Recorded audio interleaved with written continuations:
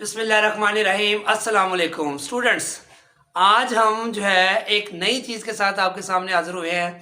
जैसा कि आप सब जानते हैं कि केमिस्ट्री के लेक्चर्स तो आप मेरे बहुत ज़्यादा सुन चुके हैं। अब बहुत से लोगों की डिमांड आ रही थी कि आप केमिस्ट्री के अलावा सब्जेक्ट्स को भी शुरू करें। जैसे कि आप देखते हैं कि ये जदीद दौर है, बहुत सी अकेडमीज़ ऑनलाइन जो है वो यूट्यूब पे शिफ्ट हो चुकी हैं। आप उसमें तमाम subjects 9th 10th first year second year बच्चों को अवेलेबल होते हैं। तो वो कह रहे हैं सर आपके चैनल पे सिर्फ हमें केमिस्ट्री ही अवेलेबल है, तो आप भी इस तरह कोई ऐसा प्लेटफॉर्म बनाएं जिसमें बाकी सब्जेक्ट्स को, जो हमारे छोटे बहन भाई हैं 9th में 10th में मैथमेटिक्स की उनको बड़ी प्रॉब्लम होती है, इसकी डिमांड्स आने के बाद मैंने कहा चले इसके ऊपर भी जो है वो हम काम शुरू करते हैं, ताकि बच्चे को एक ही प्लेटफॉर्म पर जो है वो प्रोफेसर अजीज़ आतिफ चैनल के ऊपर ही आप उसको बाकी सब्जेक्ट्स जो कि टिपिकल सब्जेक्ट्स हैं जैसे मैथमेटिक्स है उसके ऊपर भी एक सिस्टमेटिक तरीके के साथ प्ले लिस्ट की शक्ल में चैप्टर टॉपिक वाइज जो है वो अवेलेबल हो। बच्चा प्ले लिस्ट में जाए और उसको आसानी से उसको जो है वो सीख सके। तो आज हम इसका जो केमिस्ट्री के अलावा जो शुरू कर रहे हैं mathematics 9th class chapter number 1 से हम स्टार्ट करेंगे। इसके लिए जो है वो सबसे पहले जो आपको पता है इसका चैप्टर का नाम मैंने लिखा हुआ है मैट्रिसेस एंड डिटरमिनेंट्स। ये 9th क्लास का पहला चैप्टर है। मैथ्स जो है सबसे इंपॉर्टेंट सब्जेक्ट है और इसको आप अगर समझ लेते हैं अच्छी तरह तो फिर बाकी सब्जेक्ट्स को भी आपकी अंडरस्टैंडिंग लेवल जो है वो इम्प्रूव हो जाता है, अपग्रेड हो जाता है। इसलिए जो इसके अगर आप कंसेप्ट सीख लें उसके बाद जस्ट आपने प्रैक्टिस करनी है, प्रैक्टिस करनी है और प्रैक्टिस करनी है। तो आप जब मैथ्स आपकी फिंगर टिप्स पे आ जाएगा तो समझ लें आप मैथ्स में एक्सपर्ट हो गए हैं। तो इसके लिए मैंने बहुत ही एक्सपीरियंस टीचर जो है जो काफ़ी अरसे से 9th 10th के मैथ्स को अपनी एक्सपर्टीज़ के साथ अपने प्रोफेशनल पैशन के साथ पढ़ा रहे हैं जो है उनको हायर किया है वो, लेकिन उनको भी मैं बाद में इंट्रोड्यूस करवाऊंगा। वो खुद बल्कि अपना इंट्रोडक्शन आके करवाएंगे जो है, लेकिन मैं इंट्रोडक्शन सिर्फ मैं करना चाहूँगा। कभी कभी मैथ चूँकि मेरा भी फेवरेट सब्जेक्ट है, कभी कभी मैं भी कुछ लेक्चर रिकॉर्ड किया करूँगा, लेकिन ज़्यादातर आपको दूसरे टीचर जो मैंने हायर किए हैं वो इंशाल्लाह ताला आपको लेक्चर जो है वो दिया करेंगे इंशाल्लाह ताला। तो अब वो प्रॉब्लम इंशाल्लाह ताला कोई नहीं हुआ करेगी अल्लाह के फजल करम से। तो अब इसका हम स्टार्ट करते हैं इंट्रोडक्शन।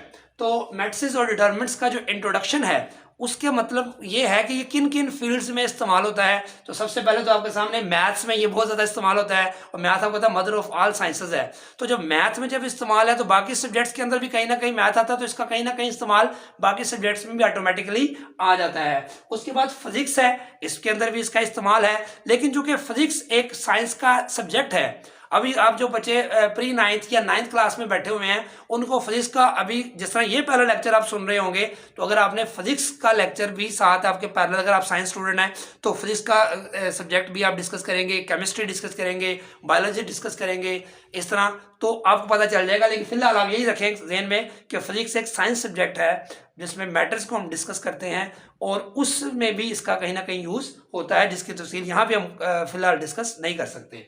उसके बाद कंप्यूटर है, और कंप्यूटर आपको पता है हर घर की ज़रूरत है, हर एक फील्ड के अंदर कंप्यूटर के बगैर कोई भी चीज़ जो है वो आजकल नामुमकिन है, कंप्लीट नहीं है, इनकम्प्लीट है, उसमें भी इसका काफ़ी यूज़ होता है। स्टैट्स है, स्टैट भी एक जो है वो सब्जेक्ट है, मैथमेटिक्स से ही रिलेटेड सब्जेक्ट होता है, लेकिन चूंकि ये भी हर क्लासेस में जाके पढ़ेंगे वहाँ भी इसका यूज़ होता है। उसके बाद इलेक्ट्रॉनिक्स, और जो डेली लाइफ में आप इलेक्ट्रॉनिक्स की चीज़ें यूज़ करते हैं उनमें भी इसका जो है वो इस्तेमाल है। लेकिन एक एक चीज़ को अलग अलग हम कैसे अप्लाई करते हैं उसको हम उसकी इम्प्लीमेंटेशन को ऐसे डिस्कस नहीं कर सकते। हम सिर्फ उसके मैथमेटिकल प्रोसीजर जो है उसमें जो उसकी है उसको हम डिस्कस कर सकते हैं कि वो कैसे उसमें जो है वो इम्प्लीमेंट किया जा सकता है। उसके बाद ये जो सबसे डिस्कस करना है हमने कि ये इसका आइडिया किसने दिया था। तो इसका आइडिया दिया था आर्थर कैले ने 1858, जो कि इंग्लिश मैथमेटिशियन था और 19th सेंचुरी में, और इसने एक थ्योरी पेश की थी जिसका नाम था थ्योरी ऑफ मैट्रिसेस। तो थ्योरी ऑफ मैट्रिसेस, ये जो मैंने पोर्शन आपको बताया जस्ट ऑब्जेक्टिव के लिए है, या शॉर्ट क्वेश्चन भी अगर आपके पेपर में आते हैं तो उसके लिए है, अदरवाइज ये जस्ट आपको इंफॉर्मेशन के लिए है। असल टॉपिक हमारा स्टार्ट अब हम होगा मैट्रिक्स से। मैट्रिक्स क्या होता है, क्योंकि जो मैट्रिसेस यहाँ भी ये टर्म लिखी है ना, ये मैट्रिक्स की जमा है, यानी कि मैट्रिक्स को जमा करें, प्लूरल करें तो मैट्रिसेस बन जाता है। तो ये टर्म आपको समझ आ गई है, ये मैट्रिक्स की जमा है। और लेकिन मैट्रिक्स क्या है ये आज हम डिस्कस करेंगे। मैट्रिक्स की टर्म को सीखने के लिए सबसे पहले आपको प्रीवियस नॉलेज जो आपका 6, 7, 8 क्लास का मैथ था उस पर जाना पड़ेगा। और यकीनन आपको पता होगा, मैं जस्ट रिकॉल करूंगा, आपके दिनों में पहले से मौजूद है लेकिन मैं जस्ट आपकी मेमोरी में उसको रिकॉल करूंगा और रिवाइज करूंगा तो आपको फौरन क्लिक करेगा हाँ हमने ये पढ़ा था। क्या बेटा आपने कुछ शेप्स पढ़ी थी, अगर आपको याद होगा, ये शेप देख के बताएं कौन सी शेप है। सबको पता चल गया, शाबाश, यस बेटा ये ट्राइंगल है, आप बिल्कुल सही पहुंचे। उसके बाद आपने ये एक शेप देखी होगी प्रीवियस क्लासेस में, शाबाश, ये कौन सी है, वेरी गुड, ये है स्क्वायर। ये क्या है, स्क्वायर आपने पढ़ी होगी। सेम इसी तरह आपने एक शेप ये पढ़ी होगी, इसका नाम बताएं शाबाश, क्या है, रेक्टेंगल, वेरी गुड। तो ये शेप्स आप ऑलरेडी इनसे फेमिलियर हैं, ठीक हो गया। तो ये रेक्टेंगल है, ये आपको पता चल गया, इसमें सारी साइड्स इक्वल होती हैं स्क्वायर में, इसमें आमने सामने वाली साइड्स इक्वल होती हैं, इधर की आमने सामने वाली साइड्स भी उसमें इक्वल होती हैं, लेकिन ये सारी आपस में इक्वल नहीं है, तो इसको रेक्टेंगल कहते हैं, इसको उर्दू में आप मुस्ततील कहते हैं। अच्छा, अब रेक्टेंगल के वर्ड से आप फेमिलियर हो गए हैं। अच्छा, दूसरी टर्म आपने समझनी है नंबर्स की, तो नंबर्स के साथ भी आप फेमिलियर हैं।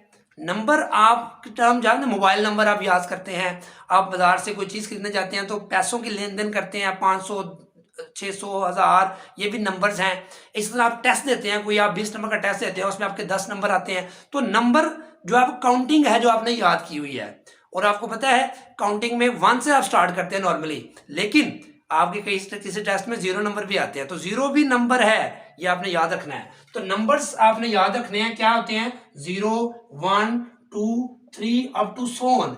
ये जितने भी नंबर्स मैंने आपके सामने लिखे हैं, या आगे ये कंटिन्यूस है, कंटिन्यूसली चलते जाएंगे, जिनको हम बोलते हैं रियल नंबर्स। ये टर्म आज आपने सीखी है, रियल नंबर्स, R.N मतलब रियल नंबर्स। तो रियल नंबर्स क्या होते हैं, 0 इंक्लूड करते हुए तमाम नंबर्स जो हैं वो सारे क्या कहलाते हैं, रियल नंबर्स।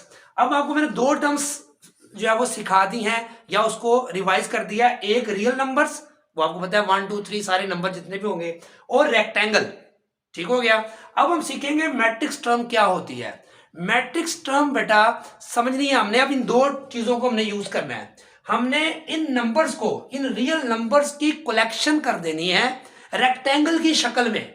अब कैसे, मैं आपके सामने लिखता हूं, 1 2 3 5 7 9।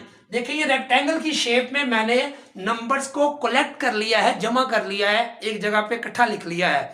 तो इसको हमने एक ब्रैकेट के अंदर बंद कर दिया। अब ये ब्रैकेट जो है, आपने ब्रैकेट जो है वो पढ़ी होगी प्रीवियस क्लासेस में, इसको स्मॉल ब्रैकेट कहते हैं, फिर आपने एक ब्रैकेट पढ़ी थी, इसको हम करली ब्रैकेट कहते हैं, और इसको हम लार्ज ब्रैकेट कहते हैं। तो इसको एक ब्रैकेट के जरिए हमने जो है वो बंद कर देना है। तो क्या किया हमने, दोबारा समझे, जरा रिवाइज करता हूं, कि नंबर्स हैं रियल नंबर्स, इनको कलेक्ट कर देना है किसमें, रेक्टेंगल की शक्ल में, रेक्टेंगल की शक्ल में, और इसको एक ब्रैकेट से इनक्लोज कर देना है। तो ये जो अरेंजमेंट हासिल होगी बेटा, इसको क्या बोलेंगे, मैट्रिक्स।